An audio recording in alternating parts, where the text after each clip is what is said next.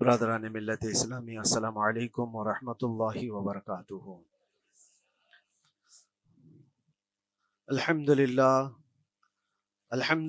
الحنان المنان الذي خلق الانسان وعلمه البيان، والصلاة والسلام على رسوله سید الانس والجان وعلى آلہ واصحابہ ذوی الخیر والاحسان، اما بعد فاعوذ باللہ من الشیطان الرجیم، بسم اللہ الرحمن الرحیم۔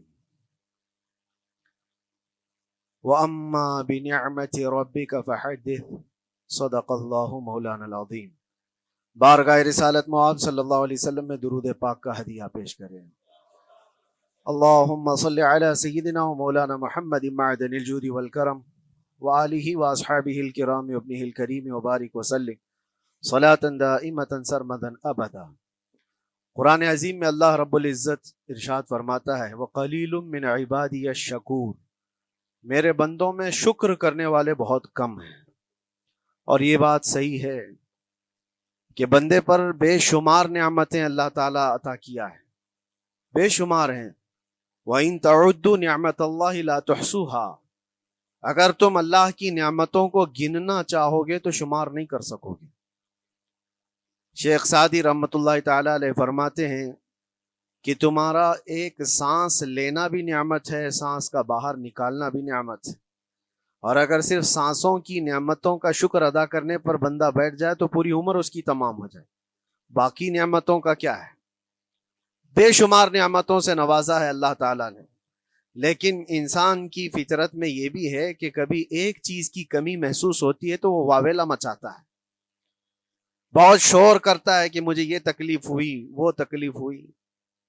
اس کے صحت کے زمانے کو وہ یاد نہیں کرتا، مصیبت کے زمانے کو بہت جلدی یاد کرتا ہے۔ اسی لیے شکر گزار بندے بہت کم ہیں۔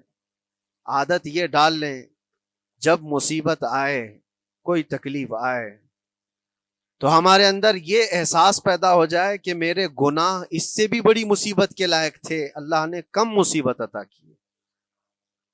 جب کوئی بیمار ہو جائے، جب کبھی کسی آفت میں مبتلا ہو جائے تو یقیناً درد تو ہوتا ہے، آدمی سہن نہیں کر پاتا، لیکن احساس دل میں یہ پیدا کرے اگر وہ انصاف کرنے پر آئے رب تبارک و تعالی میرے ہر گناہ کے بدلے بڑی بڑی سزائیں دے سکتا ہے، میں چھوٹی سی سزا میں ملوث ہوں، اللہ کریم اس کا شکر ہے۔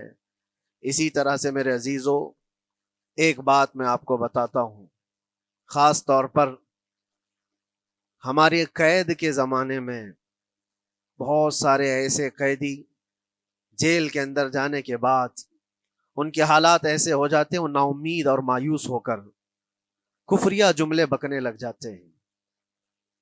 ان کے حالات ایسے ہو جاتے ہیں کوئی خدا نہیں، اگر ہوتا تو ہماری سنتا۔ بہت کچھ عبادتیں بھی کرتے ہیں، نہیں جب قبول ہوتی ہے تو مایوس ہو جاتے۔ تو یہ تو اندر کے حالات ہیں، باہر بھی کسی کے ساتھ ایسا ہو سکتا ہے۔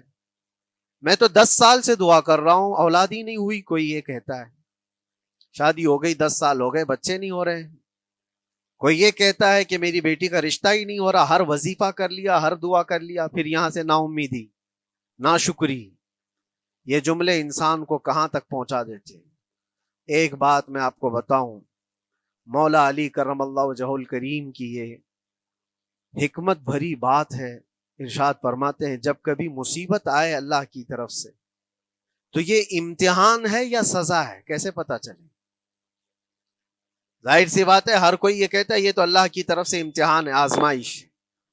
ہم بھی اندر تھے تو یہ بار بار احساس دلایا جاتا تھا، اور بعض لوگ یہ کہتے تھے کہ اللہ کی طرف سے آزمائش ہے، امتحان ہے، اس کو گزار لیجیے۔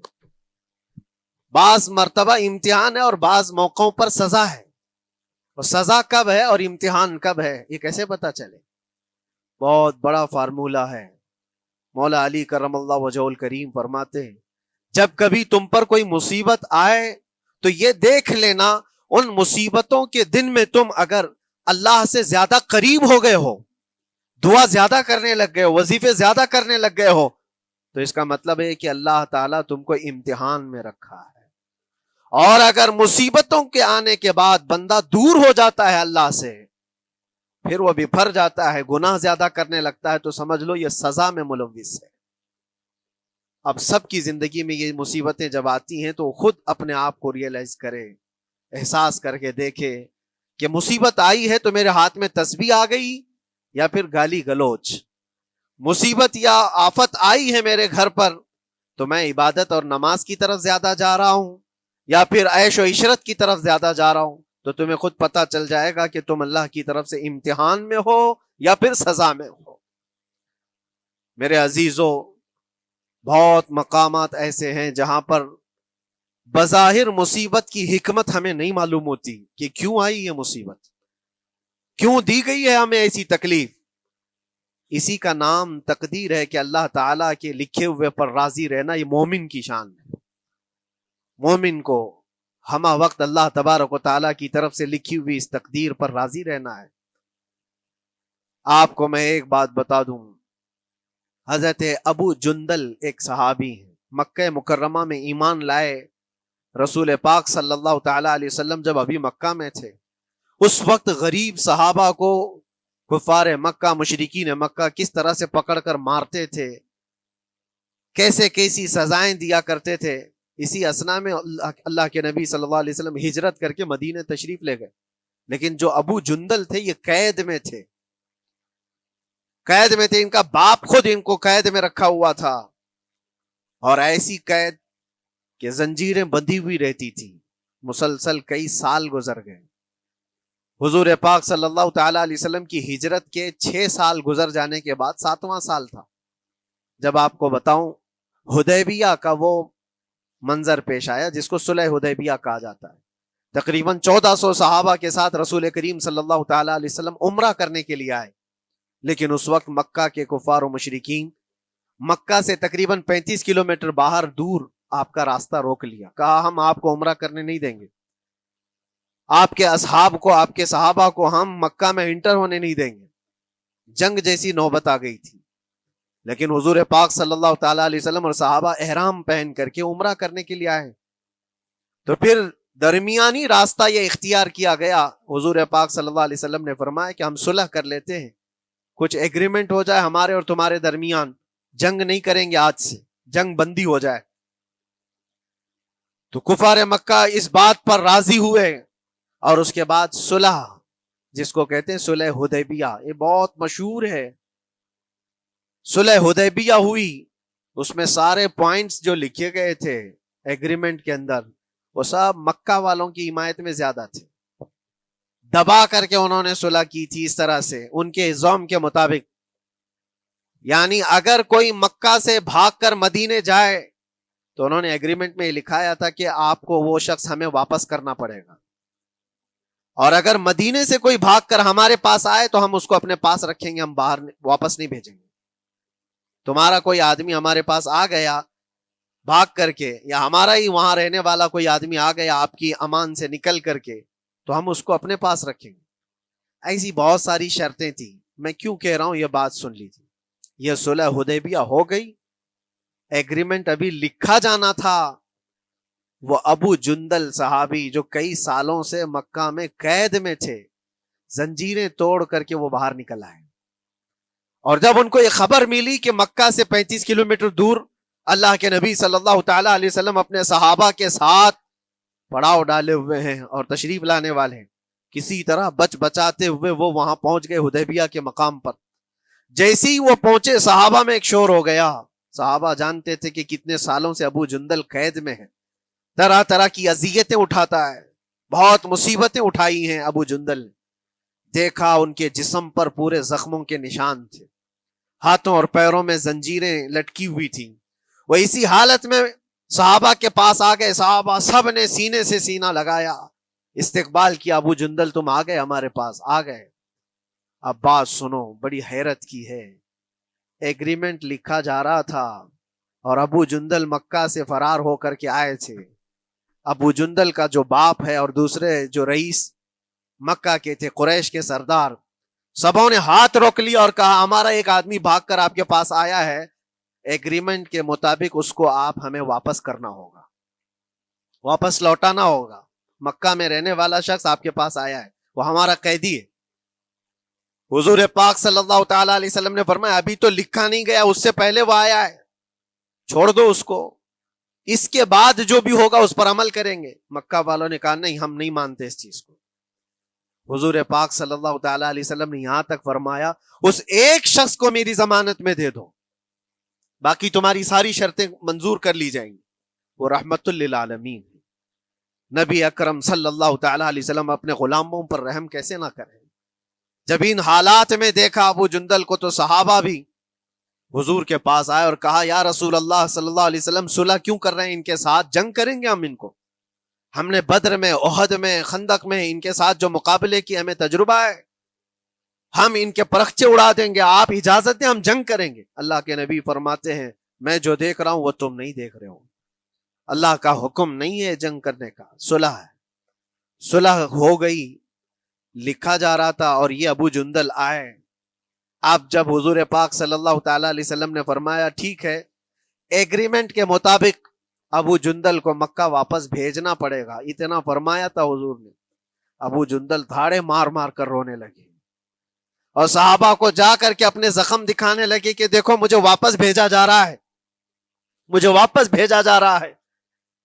تو صحابہ کے اندر بھی جوش تھا، اپنا آدمی جب کوئی اتنا مظلوم ہو، اتنا مار کھایا ہو، اور پھر واپس انہی ظالموں کے سامنے اس کو بھیجا جانا ہو تو کیا کیفیت ہوگی۔ تو وہ ابو جندل سارے صحابہ کے بیچ میں چھپ چھپاتے ہوئے رو رہے تھے۔ اللہ کے نبی صلی اللہ علیہ وسلم تشریف لائے اور فرمایا ابو جندل میں کہہ رہا ہوں واپس چلے جاؤ، واپس جاؤ، مکہ جاؤ۔ تو انہوں نے کہا یا رسول اللہ صلی اللہ علیہ وسلم ان زخموں کے ساتھ واپس جاؤ؟ اللہ کے نبی صلی اللہ علیہ وسلم نے فرمایا ہاں ابو جندل، اللہ کی مرضی یہی ہے، اور اللہ کا نبی وہی کہتا ہے جو اللہ کی مرضی ہوتی ہے۔ یہ میں کہہ رہا ہوں بظاہر تکلیفوں کی حکمت ہمیں معلوم نہیں ہوتی، لیکن ہمیں عمل کرنا چاہیے۔ نبی پاک صلی اللہ تعالی علیہ وسلم کا جب حکم ہوا، ابو جندل انہی زنجیروں کے ساتھ ان کے باپ کے حوالے کر دیے گئے، وہ گھسیٹتے ہوئے لے جا رہا تھا، گھسیٹتے ہوئے واپس انہی قیدیوں کی طرح لے جا رہا تھا۔ سب کی آنکھوں میں آنسو تھے، لیکن حکمت الہی کیا ہے یہ کون جانتا ہے؟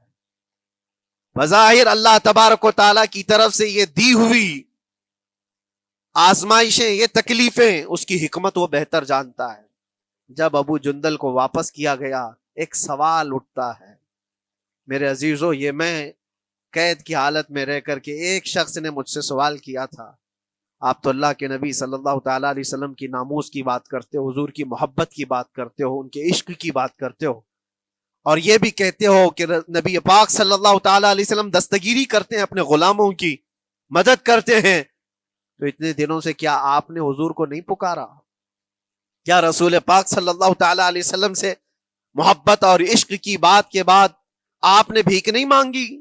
اس وقت یہ واقعہ یاد آیا، میں تو ابو جندل کے پاؤں کے ناخن کی مٹی کے برابر بھی نہیں۔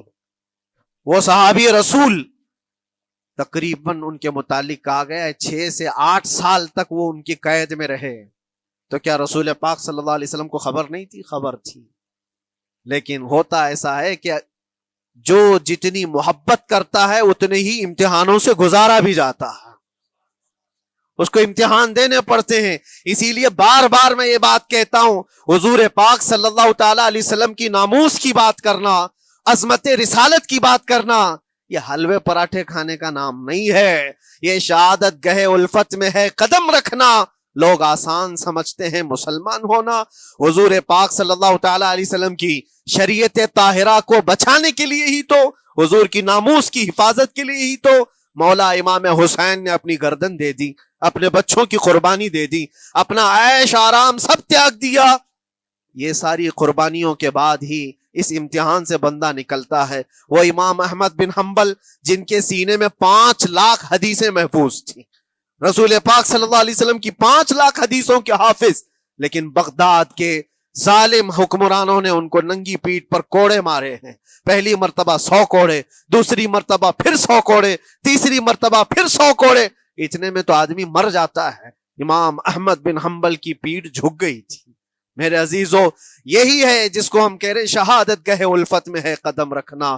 اگر تم سچا ایمان رکھتے ہو تو پھر آزمائش بھی ہوگی، اللہ کریم قرآن میں فرماتا ہے وَلَيَعْلَمَنَّ اللَّهُ الَّذِينَ صَدَقُوا وَلَيَعْلَمَنَّ الْكَاذِبِينَ، اللہ تبارک و تعالیٰ ضرور آزمائے گا سچا کون ہے اور جھوٹا کون ہے۔ مصیبتیں آئیں گی، آندھیاں آئیں گی، لیکن جمے رہو، ڈٹے رہو، اللہ رب العزت سے کبھی بھی اپنا رشتہ نہ توڑو، اور جو تمہارے اندر ایمان ہے، توکل اور یقین ہے، ذرا برابر بھی فرق آنے نہ پائے۔ آج نہیں قبول ہوئی کل ہوگی، کل نہیں قبول ہوئی پرسوں ہوگی، کبھی نہ کبھی تو دعا قبول ہوگی۔ دنیا داروں کے دروازے کھٹکھٹاتے ہیں تو ایک نہ ایک دن دروازہ کھلتا ہے، وہ ارحم الراحمین ہے، وہ ارحم الراحمین ہے، دروازے کھولتا ہے، لیکن وہ بہتر جانتا ہے کس وقت دروازہ کھلنا چاہیے۔ ہم اپنی مرضی کے مطابق رب کو نہیں چلا سکتے، مولا تعالیٰ جیسا چاہے ہمیں ویسا چلنا چاہیے۔ ایک بات اور میں بتا دوں سید، یہ تو دوسرے لوگوں کی بات ہے جس میں ہمارے قصور ہیں، ہمارے جرم ہیں، ہمارے گناہ ہیں، جس کی وجہ سے مصیبتیں آئیں گی، لیکن اللہ کے نبی کا کوئی گناہ نہیں ہوتا۔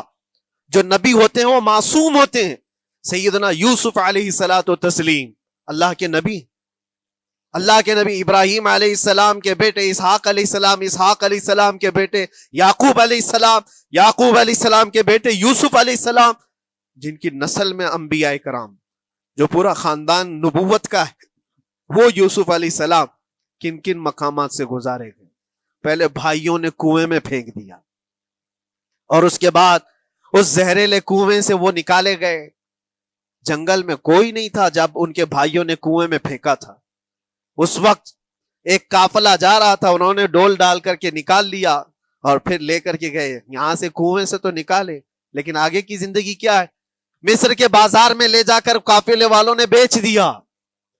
یوسف علیہ السلام پھر خریدے گئے، کس کے ہاں؟ عزیز مصر، بادشاہ مصر کے گھر میں، اور وہاں پر زلیخا آپ پر فدا ہوئی۔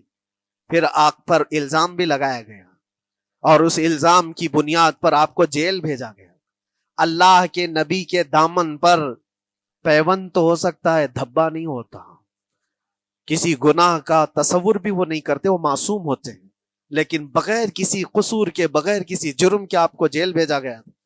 یوسف علیہ الصلوۃ والتسلیم جیل جب گئے، وہ نبی ہو کر کے، اور اس کے بعد دن کٹتے رہے۔ دن کیسے؟ ہفتے، ہفتے کیا مہینے، مہینے کیا سال۔ یوسف علیہ الصلوۃ والتسلیم کے 7 سال گزر گئے۔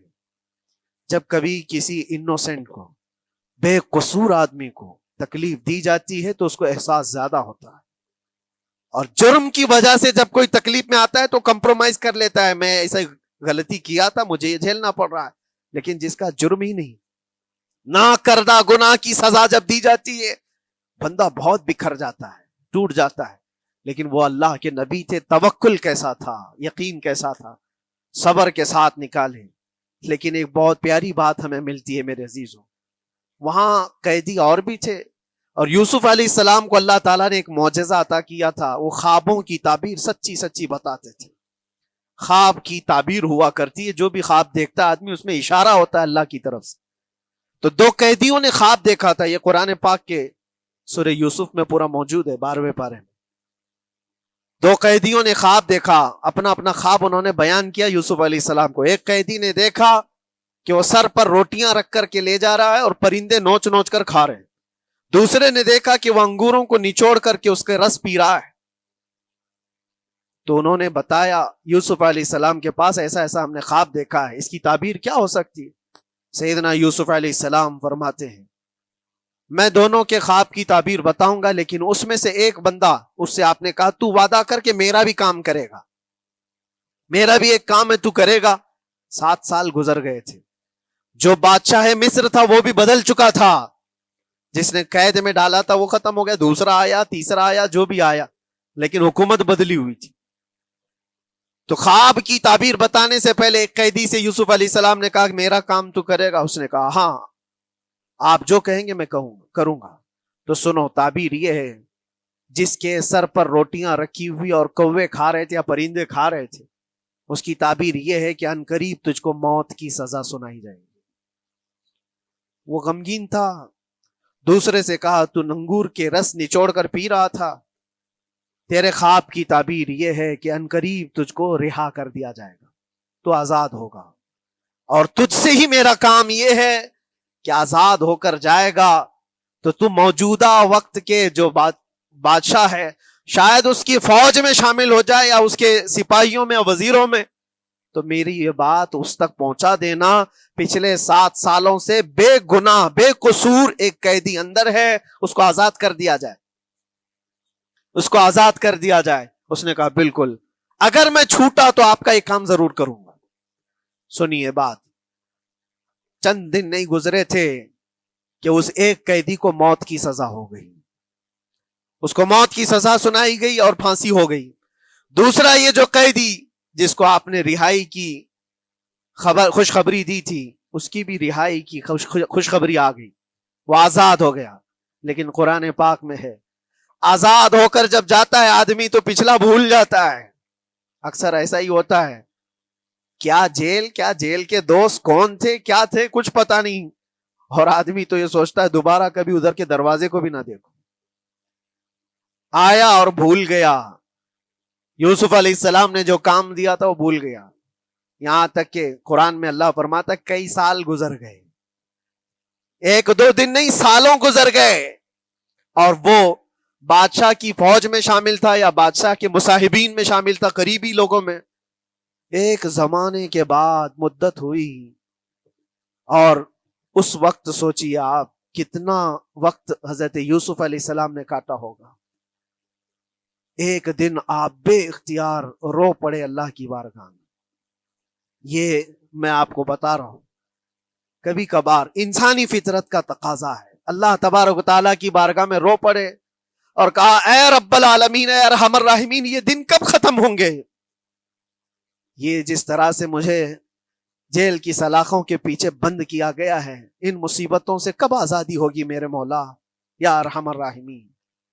جواب رب تعالیٰ کی طرف سے آیا، یہ ہمارے اور آپ کی بات نہیں ہے، یہ اللہ کے نبی کی بات ہے۔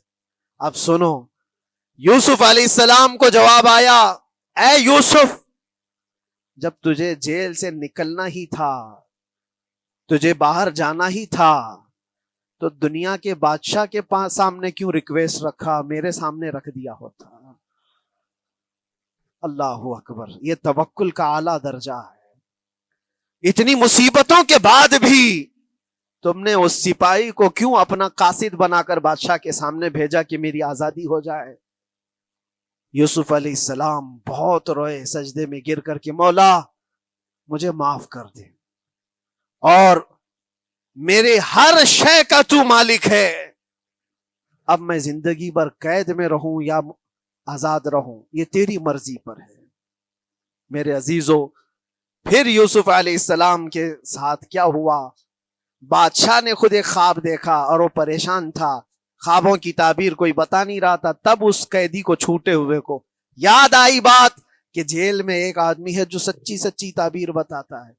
پھر اس نے بادشاہ سے کہا ایک قیدی بہت شریف اور صالح ہے، وہ سچی تعبیر بتائے گا، آپ کہے تو میں اس کو لے آؤں، اور اس نے مجھے یہ کہا بھی تھا کہ اس کو آزاد کرنا ہے، آپ کے پاس ریکویسٹ رکھنی ہے کہ وہ بے قصور قید میں ہے۔ بادشاہ نے معلومات حاصل کی اور اس کے بعد پروانہ دے دیا کہ اس قیدی کو آزاد کیا جائے جس کو بے قصور رکھا گیا ہے، اور میرے خواب کی تعبیر بتائی جائے۔ یوسف علیہ الصلوۃ والتسلیم کو لوگ آئے لینے کے لیے۔ اب یہاں منظر اور ہے میرے عزیزوں، کہا کہ بادشاہ نے خواب دیکھا، اس کی تعبیر بتائے۔ آپ نے تعبیر تو بتا دی کہ کیا ہونے والا ہے اگلے 7 سالوں میں بادشاہ کے ساتھ، یہ ساری تعبیر بتائی، لیکن جب آزاد کرنے کی بات آئی تو آپ نے کہا رہنے دو، اب مجھے قید میں رہنے دو، اس لیے کہ آپ کو یہ احساس ہوگا کہ میں بادشاہ کے پاس کیوں رکھا ہے اس مقدمے کو۔ لیکن بعد میں بادشاہ اور اس کے مصاحبین اور اس کے وزیر آپ کو اصرار کرتے ہوئے لے گئے اور لے جا کر کے سیدھے وزیر اعظم کے تخت پر بٹھا دی، سیدھے وزیر اعظم کے تخت پر بٹھا دیا۔ پھر رب تبارک و تعالیٰ نے فرمایا اے یوسف، جب تک ہم چاہیں تب اندر رہے گا آدمی، اور جب ہم چاہ لیں باہر تو پھر اپنی مرضی سے کوئی اندر بھی نہیں رہ سکتا۔ حقیقت ہے میرے عزیزو، جب مصیبتوں کے ختم ہونے کا وقت آئے پھر پوری دنیا کھڑی ہو کر کے بھی تم کو مصیبت نہیں دے سکتی۔ تکلیف نہیں دے سکتی. اور رب تبارک و تعالیٰ نے فرمایا وَإِن يَمْسَسْكَ اللَّهُ بِضُرٍّ فَلَا كَاشِفَ لَهُ، اگر تم کو اللہ کی طرف سے کوئی مصیبت آئے تو کوئی اس کو ہٹانے والا نہیں ہے. وَإِن يَمْسَسْكَ اللَّهُ بِخَيْرٍ فَلَا رَادَّ لِفَضْلِهِ، اور اگر اللہ تبارک و تعالیٰ کوئی بھلائی کسی بندے کو دے دے تو دنیا کی کوئی طاقت اس کو روک بھی نہیں سکتی. آج اگر رب تبارک و تعالیٰ ہم کو کوئی مقام اور مرتبہ دے دے، کوئی عزت اور انعام دے دے، سارے کتے بھونکتے رہیں، اس انعام کو کوئی رد نہیں کر سکتا. اللہ تبارک و تعالیٰ کا دیا ہوا فضل اس کو کوئی کاٹ نہیں سکتا، اور اس کی دی ہوئی مصیبت کو کوئی دوسرا ٹال بھی نہیں سکتا. اسی لیے آؤ لگے رہو اسی بارگاہ میں اور عرض کرو کہ مولا مجھ سے جو خطائیں ہوئی ہیں اس کو درگزر فرما دے، اور جس طرح کی بھی تو زندگی دیا ہے یہ تیرا شکر ہے مولا. شکر ادا کرنے کی عادت ڈال لو. اللہ تبارک و تعالیٰ فرماتا ہے لَإِن شَكَرْتُمْ لَأَزِيدَنَّكُمْ، اگر تم شکر ادا کرو گے تو میں اور زیادہ عطا کروں گا، اور زیادہ عطا کروں گا. آج اگر تھوڑی سی مصیبت ہے تو شکر ادا کرو کہ مولا بڑی مصیبت تو نہیں آئی ہے، یہ بھی تیرا کرم ہے، تیرا احسان ہے. مصیبت زدہ لوگوں کو دیکھتا ہوں تو پھر میں یہ کہتا ہوں ہاتھ بھی سلامت ہے، پیر بھی سلامت ہے، آنکھ بھی سلامت ہے، زبان بھی سلامت ہے، دماغ بھی چل رہا ہے. کیا یہ شکر کرنے کا موقع نہیں ہے؟ یہ شکر کرنے کا مقام نہیں ہے؟ آؤ ہر دن اللہ کا شکر ادا کرو، شکایتیں کم کرو. اللہ تبارک و تعالیٰ کو یہ زندگی پسند ہے. وآخر دعوانا ان الحمد للہ رب العالمین. السلام علیکم.